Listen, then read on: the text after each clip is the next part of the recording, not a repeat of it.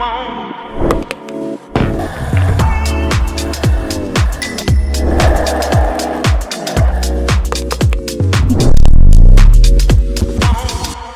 welcome back students. இது உங்கள் mister physics channel. நாம் இப்போ இந்த வீடியோவில் என்ன பார்க்க போகிறோம் அப்படின்னா மோஷன் இன் எ பிளேன் அப்படின்ற கான்செப்டில் நம்ம வெக்டாரை பற்றி நம்ம ஸ்டடி பண்ணிட்டு வந்துகிட்டு இருக்கோம். அதில் இப்போ காம்பனன்ட்ஸ் ஆஃப் எ வெக்டார் அப்படின்ற ஒரு கான்செப்டை பற்றி பார்க்க போகிறோம். அதுலேயும் குறிப்பாக இந்த கைனமெட்டிக்ஸ் கான்செப்டில் காம்பனன்ட்ஸ் ஆஃப் வெக்டாரை வச்சு தான் வெக்டார்ஸையுமே நம்ம ஸ்டடி பண்ண போகிறோம். சரிங்களாப்பா?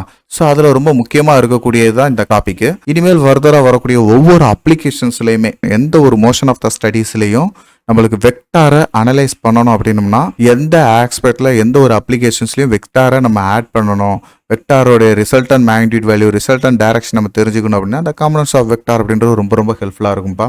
ரொம்ப ஈஸியான ஒரு கான்செப்ட் தான். இப்போ நம்மளுக்கு ஃபர்ஸ்ட் ஒரு 2 டைமென்ஷன்ஸ், அதாவது எ பிளேன் அப்படின்னு கொடுத்துருக்காங்க பார்த்தீங்களா. பிளேன் அப்படின்னாலே என்ன அர்த்தம்? நம்மளுக்கு 2 டைமென்ஷன், ரெண்டே டைமென்ஷன் தான். எ பிளேன் அப்படின்னு சொல்லும்போது நம்ம x axis and y axis இதை மட்டும் இப்போதைக்கு நம்ம ரெப்ரசென்ட் பண்ணிக்கிடும். ஸோ ரெக்டாங்குலர் காம்பனன்ட்ஸ் ஆஃப் வெக்டாரோடைய ஒரு அடிஷன் எப்படி இருக்கும், அதோடைய resultant magnitude and resultant direction value எப்படி இருக்கும்ன்றதை இந்த வீடியோவில் நம்ம பார்க்கலாம். ஃபர்ஸ்ட் ஏ அப்படின்ற ஒரு வெக்டார் நம்மளுக்கு கொடுத்துருக்காங்கன்னு வச்சுக்கிடும். இந்த ஏன்ற வெக்டாரோடைய காம்பனன்ட்ஸ் என்னென்ன அப்படின்னு கேட்டோம்னா, ஆக்சுவலாக இந்த ஏன்ற வெக்டாருக்குன்னு ஒரு வேல்யூ இருக்குன்னா அதை நம்ம எக்ஸ் அண்ட் ஒய் ஆக்சில் நம்ம ரெப்ரசென்ட் பண்ணும்போது இது எக்ஸ் ஆக்சிஸ், இது ஒய் ஆக்சிஸ்.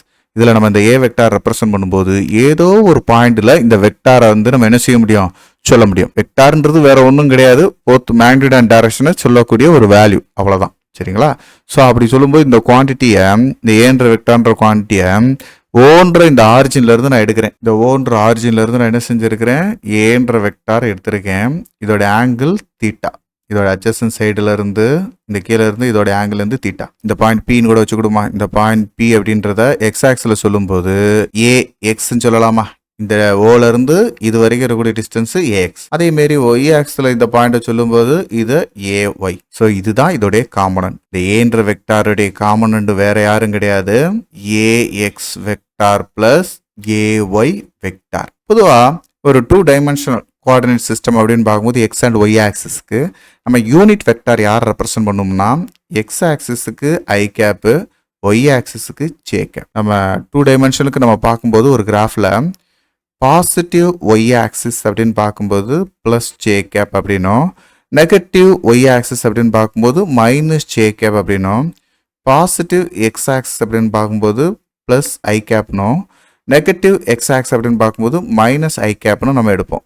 சரிங்களா? ஒரு ஆரிஜின்ல இருந்து ஒரு டைமென்ஷன்ஸில் நம்மளுக்கு யூனிட் வெக்டாரை நம்மளுக்கு டைரக்ஷன் மென்ஷன் பண்ண கொடுக்கும்போது இதில் பாசிட்டிவ் அண்ட் நெகட்டிவ் அப்படின்றது அந்த ஆரிஜின்ல இருந்து அது எங்கே பிளேஸ் ஆகிருக்குன்றதை காட்டுது இல்லையா? ஸோ இப்போ இந்த ஏன்ற வெக்டாரை நம்ம இப்போ எப்படி எழுதிக்கலாம், ஏஎக்ஸ் அப்படின்றது வேற ஒன்றும் கிடையாது, ஏஎக்ஸ்ன்ற வெக்டார் ஏஎக்ஸ் ஐ கேப்பில் இருக்குது. சரிங்களா? அதேமாரி ஏஒய் வெக்டார் அப்படின்றது ஏஒய் ஜே கேப்பில் இருக்குது. அப்போது ஏ வெக்டாரை எப்படி எழுதிக்கலாம், ஏ வெக்டார்ன்றது A x i cap plus A y j cap அப்படின்னு எழுதிக்கலாம். ஸோ இப்படி தான் எழுதணும். சரிங்களா? இந்த ஒரு வெக்டாரை நம்ம என்ன செய்யணும், இப்படி தான் காம்பனன்ட்ஸை பிரித்து எழுதணும். ஸோ இதில் இந்த ஏஎக்ஸ் அப்படின்றதுக்கான மேக்னிடியூட் வேல்யூ என்ன, ஏஎக்ஸ்னா என்ன, ஏஒய்னா என்ன, இதை பார்ப்போமா. ஆக்சுவலாக இந்த ஏ அப்படின்றது ஒரு resultant value. A X and A Y அப்படின்ற 2 காம்பனண்டோடைய ரிசல்டன்ட் வேல்யூ தான் யாரு, ஏ வெக்டார் இல்லையா? 2 வெக்டாரோடைய ரிசல்டன்ட் வேல்யூ தான் ஏ வெக்டார். அப்போ இந்த தீட்டா அப்படின்ற இந்த ஆங்கிளை வச்சு இந்த ஏ வெக்டாரை ரிசால்வ் பண்ணோம்னா, ரிசால்வ் பண்ணுறது என்ன அர்த்தம், 2 காம்பனன்ஸாக நம்ம சொல்கிறோம் அப்படின்னா ஒன்று எக்ஸ் ஆக்ஸில் சொல்லலாம், இன்னொன்று ஒய் ஆக்ஸில் சொல்லலாம். ஸோ இந்த எக்ஸ் அண்ட் ஒய் ஆக்ஸில் சொல்கிறத நம்ம எப்படி சொல்ல போகிறோம், இது ஏஒய் தான்ப்பா. சரிங்களா? இது கீழே இருக்கக்கூடியது இது ஏஎக்ஸ்னா இது ஏஒய். சரிங்களா? சரி, ஏன்னா இதுக்கு பேரலாக இருக்கக்கூடிய சைடு ஈக்குவல் தானே. ஓகேவா? ஸோ இப்போ இது அட்ஜசன்ட் சைடு, இது ஆப்போசிட் சைடு. இந்த தீட்டாவை கிளாஸிஃபைட் பண்ணுறேன் எப்படி, பிஎன்னு எடுத்துக்கிடுமா. ஸோ ட்ரையாங்கிள் ஆஃப் ஓபிஎன், இந்த ட்ரையாங்கிள் ஆஃப் ஓபிஎன் எடுத்துக்கோங்க. இதில் இருந்து காஸ் தீட்டா கண்டுபிடிக்கணும். காஸ் தீட்டா கண்டுபிடிக்கணும் என்னப்பா செய்வோம், AX by A, AX by A. இது வந்து ஒரு மேக்னிடியூட் வேல்யூ நம்ம ஏன்னு எடுத்திருக்கேன் ரிசல்டன் வேல்யூவில். அப்போது இந்த ஏஎக்ஸ் அப்படின்றதோட வேல்யூ ஏ காஸ் தீட்டா, ஏஎக்ஸ்ன்றதோட வேல்யூ என்னது ஏ காஸ் தீட்டா. அதேமாரி சைன் தீட்டா கண்டுபிடிக்கணும் என்ன செய்யணும், ஆப்போசிட் சைடு பை ஹைபோடெனிஸ். அப்போது ஏஒய் பை ஏ. ஸோ ஏஒய்ன்றது வேறு யாரும் இல்லை, ஏ இங்கிட்டு கொண்டு போனால் ஏ சைன் தீட்டா. ஸோ இந்த ஏஎக்ஸ் அண்ட் ஏஒய் இந்த ரெண்டு ஈக்குவேஷன், இந்த ஈக்குவேஷனில் சப்ஸ்டிட் பண்ணுவோமா? ஏ அப்படின்றதுக்கு நம்ம ரிசல்டன்ட் மேக்னிடியூட் வேல்யூ பார்ப்போமா? ரிசல்டன்ட் மேக்னிடியூட் வேல்யூ பார்க்கும்போது ஏ வெக்டாரோடைய மேக்னிடியூட் மாடுலஸ் அப்படின்றத ஏன்னு எடுத்துக்கலாம். மேக்னிடியூட் வேல்யூ ஆட் பண்ணும்போது நம்ம என்ன செய்யணும்? ஏஎக்ஸ் ஸ்கொயர்ட் ப்ளஸ் ஏஒய் ஸ்கொயர்ட்னு எடுத்துக்கிடுமா? போத் சைடு நான் ஸ்கொயர் பண்ணியிருக்கேன், சரிங்களாப்பா? இந்த ஏஎக்ஸ் டேம் வந்து நம்மளுக்கு ஏ ஸ்கொயர்ட் காஸ் ஸ்கொயர் தீட்டான்னு இருக்கும். இந்த term A square sine square தீட்டான்னு இருக்கும்.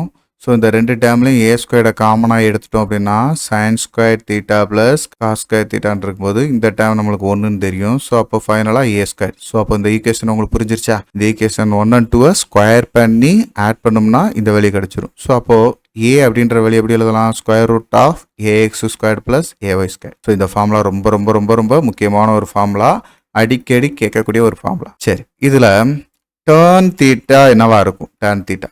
டேன் தீட்டா அப்படின்றது என்னதுப்பா? Opposite side by adjacent side. அப்போ ஏஒய் பை ஏஎக்ஸ். ஸோ இந்த டைரக்ஷனை பார்க்குறதுக்கும் இந்த ஆங்கிள் ரொம்ப ரொம்ப முக்கியமானது. ஸோ இது ரிசல்டன்ட் மேக்னிடியூட் வேல்யூ, இது ரிசல்டன்ட் டைரக்ஷனுக்கான ஃபார்முலா. ஸோ ரொம்ப சிம்பிளான ஒரு கான்செப்ட் தான், பார்த்தீங்களா? ஏற்கனவே இதுக்கு முன்னாடி ட்ரையாங்கிள் ஆஃப் வெக்டார் அடிஷனில் இதேமாரி தான் நம்ம பார்த்தோம் இல்லையா? ஸோ அதே மாதிரி தான் இதுவும். இந்த வீடியோ உங்கள் எல்லாருக்கும் பயனுள்ளதாக இருக்கும்னு நான் நம்புகிறேன். உங்களுக்கு இது ரொம்ப ஈஸியாக இருந்துச்சு அப்படின்னா மறக்காமல் லைக் பண்ணுங்கள். நம்ம மிஸ்டர் ஃபிசிக்ஸ் சேனலை சப்ஸ்கிரைப் பண்ணுங்கள். உங்களுடைய நண்பர்களுக்கும் ஷேர் பண்ணுங்கள்.